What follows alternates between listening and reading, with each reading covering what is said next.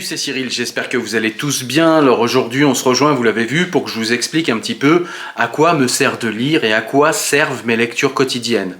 C'est vrai que très souvent on voit des gens qui lisent souvent des livres de non-fiction, qui sont des livres qui ne sont pas là pour nous divertir, qui sont des livres qui sont là pour nous faire gagner en compétences, en connaissances, en compréhension du monde. Et on a beaucoup de gens qui disent mais tout ce temps que tu perds là à lire des livres, à quoi il te sert en fait dans la vie quotidienne? Qu'est-ce que ça t'apporte en réalité? Et donc aujourd'hui avec cette vidéo, j'ai eu envie de répondre un petit peu à cela en expliquant par les œuvres et par les penseurs que j'ai lus de manière succincte en fait à quoi me sert cette lecture. Alors j'avais écrit un texte en fait qui me servira de trame et je vais essayer en fait de t'expliquer à quoi me servent toutes les lectures et tout ce temps que je passe à lire. On est parti.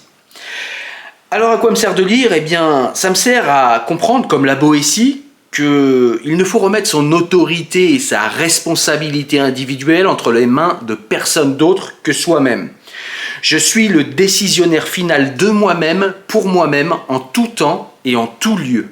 C'est-à-dire que quoi qu'il se passe, jamais je ne fais quelque chose en disant « mon chef m'a dit de, ma femme m'a dit de, ma mère m'a dit de, ma famille m'a dit de, mon état m'a dit de ». Non. Je suis un être responsable, je suis un être qui a autorité sur lui-même, je ne délègue à personne cette autorité, c'est moi qui décide pourquoi je fais les choses, parce que c'est moi qui répondrai de chacun de mes actes et je ne délègue cette possibilité d'autorité sur moi à absolument personne. Voilà, donc ça c'est ce que m'aide à comprendre la Boétie, et puis la Boétie, il m'aide aussi à comprendre que quand autour de moi je vois des gens qui paraissent être comme des géants, c'est tout simplement parce que je suis à genoux. C'est pas tellement que ces personnes sont grandes, c'est que je me rapetisse en fait. Et puis comme la Boétie encore, je sais que nous n'avons de maître que ceux que nous nous donnons à nous-mêmes. Souvent quand il y a un maître, c'est une personne qui se fait obéir de beaucoup de personnes.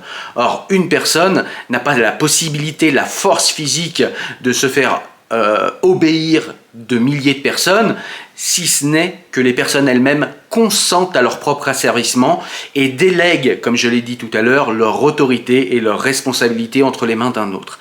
Jamais je ne fais ça, jamais je ne délègue mon autorité et ma responsabilité, ces choses-là m'appartiennent et je n'ai pas de maître qui m'indique comment vivre, quoi faire de ma vie ou autre chose.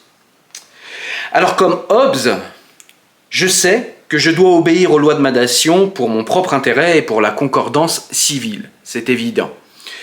Comme Hobbes, je sais qu'obéir aux lois de ma nation ne fait pas de moi un esclave, mais me rend au contraire beaucoup plus libre qu'à l'état de nature. Car à l'état de nature, c'est la guerre de tous contre tous, nous rappelle Hobbes dans son Léviathan. Et quand c'est la guerre de tous contre tous, je suis aliéné à une concurrence violente, je suis aliéné aux guerres incessantes et donc je ne suis absolument jamais en sécurité. Voilà pourquoi il faut obéir aux lois de son état et au contrat social dans lequel on vit pour avoir assez de sécurité pour que vivre ensemble soit agréable pour tout le monde et qu'on ne soit pas dans un état de guerre constante de tous contre tous. Je sais aussi comme Hobbes que je dois obéir aux lois de ma nation, je l'ai dit, mais je n'oublie pas comme Henri David Thoreau que quand des lois sont intrinsèquement injustes, j'ai le devoir de leur désobéir. Je sais aussi comme Benjamin Constant que les modernes, c'est-à-dire les gens d'aujourd'hui, sont plus asservis au pouvoir politique que les anciens. Parce que les anciens s'occupaient beaucoup de politique, ils passaient beaucoup de temps à s'occuper des affaires de l'État. Aujourd'hui, nous avons délégué, c'est d'ailleurs souvent le problème, comme le dirait Étienne de la Boétie, nous avons aujourd'hui délégué ce pouvoir de contrôle que nous avons sur le pouvoir politique à d'autres, c'est ce qu'on appelle la démocratie représentative, et donc les modernes ont délégué ce pouvoir politique pour vaquer à leurs occupations, à leurs divertissements et à leurs affaires privées. Donc en fait la différence entre les anciens et les modernes, c'est de se rappeler que les anciens, ce sont, pour Benjamin Constant en tout cas, ceux qui s'occupaient de politique dans la première démocratie du monde, la démocratie athénienne. Et donc les modernes, eh bien, c'est tous ceux qui sont aujourd'hui en République et qui sont eh bien, de après la Révolution jusqu'à nos jours, même si Benjamin Constant est aujourd'hui évidemment décédé. Comme Spinoza, eh bien, je sais que si je cède mon droit à me défendre, ma nation me doit sécurité. Et que si la nation ne me donne pas de sécurité, eh bien, je dois reprendre le pouvoir que j'ai de me défendre. Comme Spinoza, je sais que le pire des esclavages, c'est d'être esclave de ses passions, parce que, eh bien, dans ce cas-là, nous sommes sans arrêt en réaction à, et en plus, nous portons nos chaînes et nos esclavagistes à l'intérieur de nous, tout le temps, 24 heures sur 24. Je sais également, comme Spinoza, que je suis conscient comme Spinoza plutôt, eh bien que les religions monothéistes constituent une aliénation, que ce sont des sectes. Je sais qu'elles ne reposent que sur les superstitions que se donnent les hommes pour se rassurer face aux peurs existentielles et aux questions métaphysiques auxquelles ils ne savent pas répondre et qui parfois leur font très peur. Comme Spinoza, je sais que le libre arbitre n'existe pas, c'est-à-dire que je ne suis pas un empire dans un empire et que je ne peux pas, comme ça, par un libre décret de ma volonté ou de mon âme, faire ce que je veux.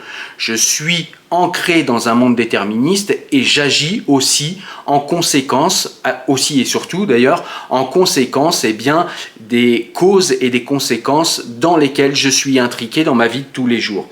Et donc comme Spinoza, je le disais, je sais que le libre arbitre n'existe pas, mais je sais que la liberté se cache dans l'accumulation de connaissances et dans l'accumulation de compréhension des effets par les causes.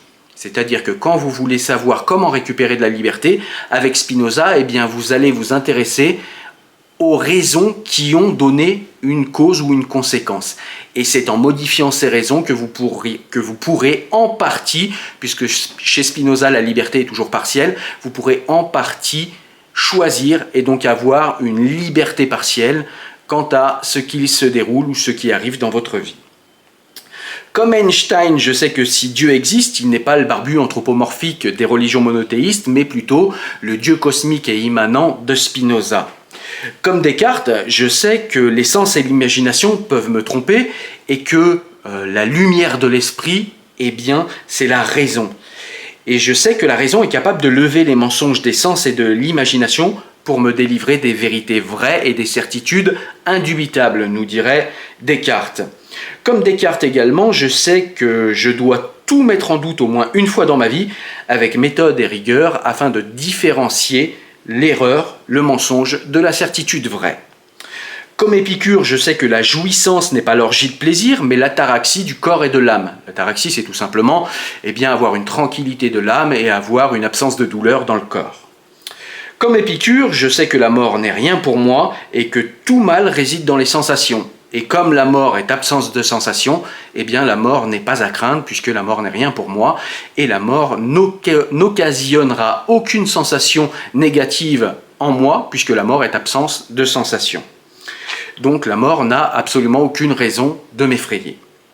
Comme Sénèque, je sais que ce n'est pas la vie qui est trop brève, mais que c'est moi qui utilise mal mon temps de vie, en l'occurrence le temps de vie qui m'est imparti. Comme Sénèque, je sais que lire ce n'est pas perdre son temps, car le temps que nous perdons à lire les plus grands esprits, nous le regagnerons à bien vivre et à utiliser correctement notre temps, comme nous l'aurons appris dans ces livres. Comme Socrate, je sais que les sachants autoproclamés ne sont pas les plus savants, je sais simplement qu'ils sont les plus imposteurs et les plus arrogants. Le vrai savant commence par savoir ce qu'il ne sait pas, et plus son savoir grandit, et plus il est conscient de toutes les choses qu'il ignore.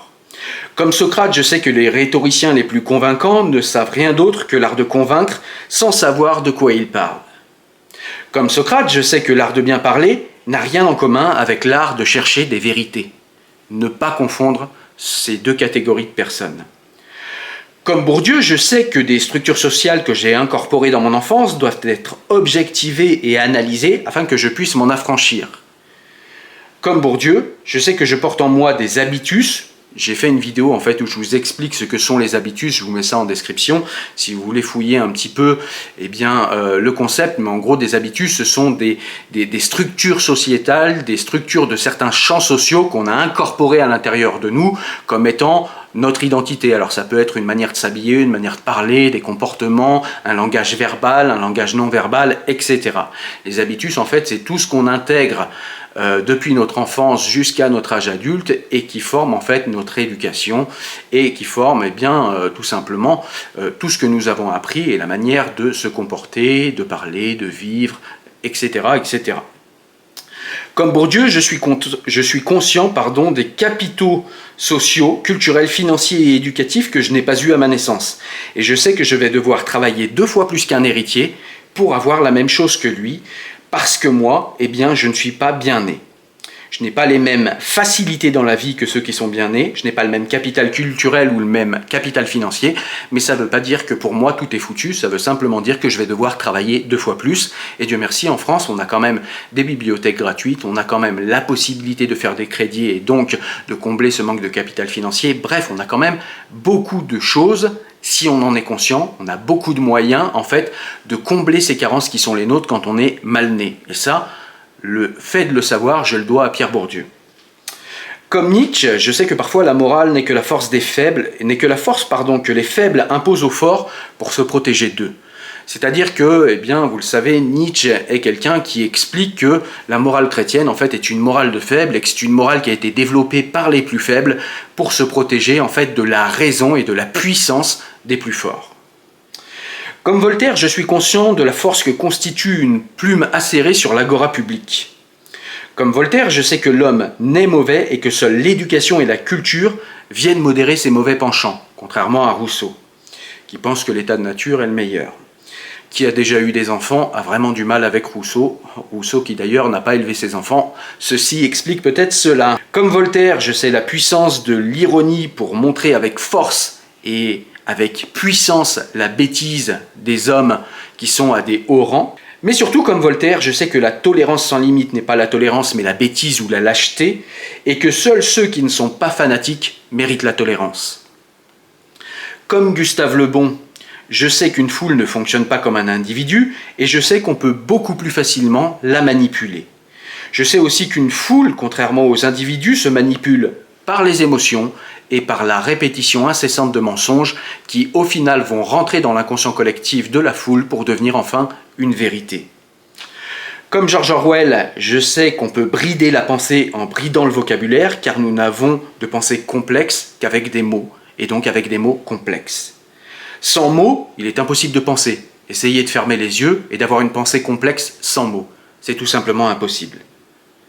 Donc je sais qu'il faut un langage riche, un vocabulaire riche pour avoir des pensées d'autant plus riches et d'autant plus complexes, et que sans cette complexité, il est impossible de penser juste et de penser la complexité du monde. Comme Marguerite Yourcenar, j'ai compris que les mammifères morts n'ont rien à faire dans mon ventre. Et je fais mien ces mots de Madame Yourcenar: les animaux sont mes amis et je ne mange pas mes amis. J'ai appris grâce à Averroès qu'on peut faire croire ce qu'on veut à n'importe quel croyant si on enrobe notre mensonge de religiosité. Et ça, c'est ce qu'on trouve dans beaucoup de religions d'ailleurs.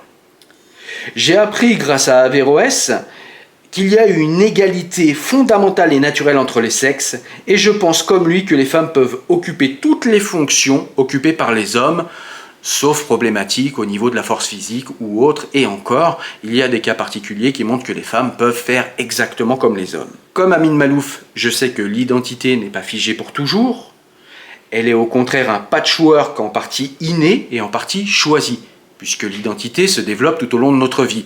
Il y a une part d'inné, quand nous arrivons, nous ne choisissons pas dans quelle famille nous naissons, avec quel gène nous naissons. Nous ne choisissons pas l'éducation que nous allons avoir. En revanche, plus tard, quand nous sommes plus grands, nous allons choisir l'évolution de cette identité. Donc l'identité n'est pas figée et elle est en partie innée et en partie acquise. Et nous avons pouvoir sur cette acquisition.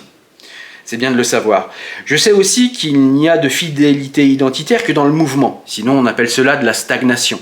Il n'y a de fidélité toujours de toute façon que dans le mouvement. La fidélité n'est pas l'immobilité, ce sont deux choses différentes. Sinon, on appelle ça de la stagnation, disais-je, de la contrition, mais sûrement pas de la fidélité. Je sais, comme Amin Maalouf également, qu'on a toujours tendance à surinvestir la partie de notre identité qui est stigmatisée.